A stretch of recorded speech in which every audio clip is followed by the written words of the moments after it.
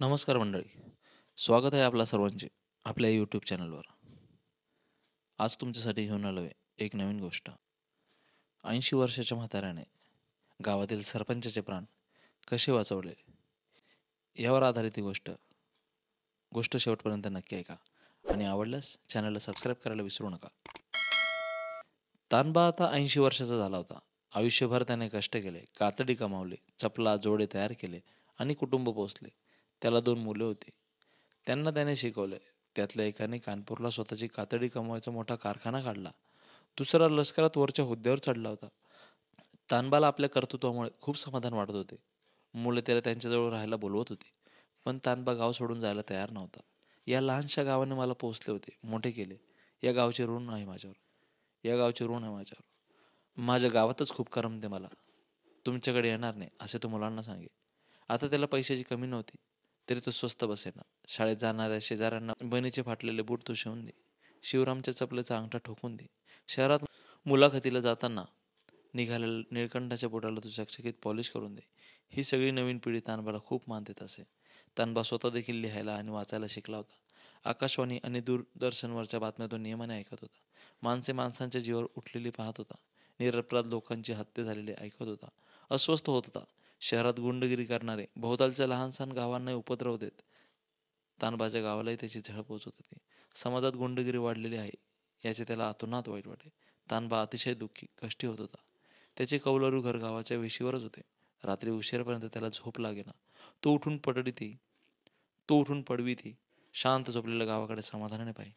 पण मध्येच आठवण झाली की त्याचे मन विषण्ण नव्हे. एका रात्री तो असाच पडवीत उभा होता. पावसाळ्याचे दिवस होते. आभाळ भरून आलेले होते. वातावरणात श्वास गुदमरत होता. अधूनमधून भुंकणाऱ्या कुत्र्यांचा दुरून येणारा पुसट आवाज देखील सर्वत्र सामसूम होते.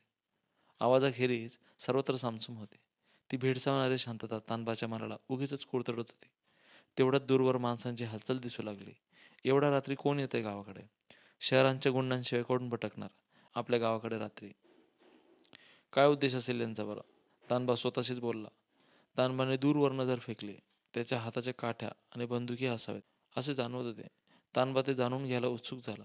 पण एवढ्या रात्री घराबाहेर पडायचे ते कशासाठी? त्या टोळक्याला आपली शंका आली तर? ते आपला जीव घ्यायला कमी करणार नाहीत. मग त्याला कल्पना सुचली. आपण शेजारच्या शहरात बाजाराला जायला निघालोय. पायी असे भासूया.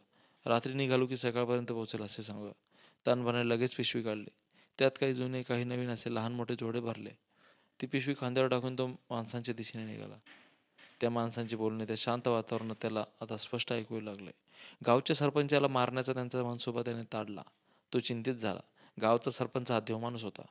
गावची तो निस्वार्थपणे सेवा करत होता. गावाच्या निराधार लोकांना त्याला खूप आधार होता. गावची मुले शिकावेत, गावचे आरोग्य चांगले राहावे, शेती उद्योग चांगले चालावेत म्हणून तो खूप इट झटत होता. गुंडांचा बंदोबस्त व्हावा म्हणून तो सतत शहरात जायचा. शासनाकडे त्यासाठी मदत मागायचा. अनेक गुंडांना त्याने पोलिसांच्या स्वाधीन केले होते. कुणाच्याही मालमत्तेचे नुकसान त्याने होऊ दिले नव्हते. अनेकदा प्रयत्न करूनही केवळ सरपंचाच्या जागरूकतेमुळे गावच्या कुणासही गुंड लुबाडू शकले नव्हते. म्हणूनच सरपंचाचा काटा काढायचा त्यांनी कट रचला होता. मग अशा हितकरी सज्जनाची हत्या होऊ द्यायची? त्याला कल्पना नसेल या दृष्टांच्या मनसुब्याची. पण आता काय करायचे? आपले प्राण आपण दिले तरी पुढचा घात टाळायचा नाही, तो मनात सारखा विचार करत होता. तेवढे ते 10-12 दणकट माणसांचे टोळके त्याच्या पुढ्यातच येऊन थांबले. त्यांनी तानबाला अडवले. तू कोण? कुठला? कुठे निघालास एवढ्या रात्री? वगैरे प्रश्न त्यांनी तानबाला खडसावून विचारले. तानबा हात जोडून म्हणाला, मी त्या पलीकडच्या शहरात राहतो. जोडे चपला शिवतो, पोट भरतो. या गावच्या सरपंचाने मला काही लहान मुलांची चपला आणि स्वतःची जोडी शिवून मागितली होती. या चपला आणि जोडा घेऊन मी त्यांच्याकडे गेलो होतो. तानबाने खांद्यावरची पिशवी काढली.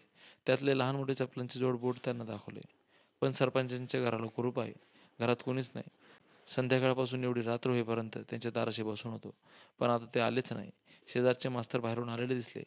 त्यांना मी सरपंचाबद्दल जेवढेच विचारले तर ते म्हणाले, सरपंच सहकुटुंब लग्नासाठी परगावी गेलेत. 8 दिवसांनी परत येतील. म्हणून निघालो होता परत हा माल घेऊन.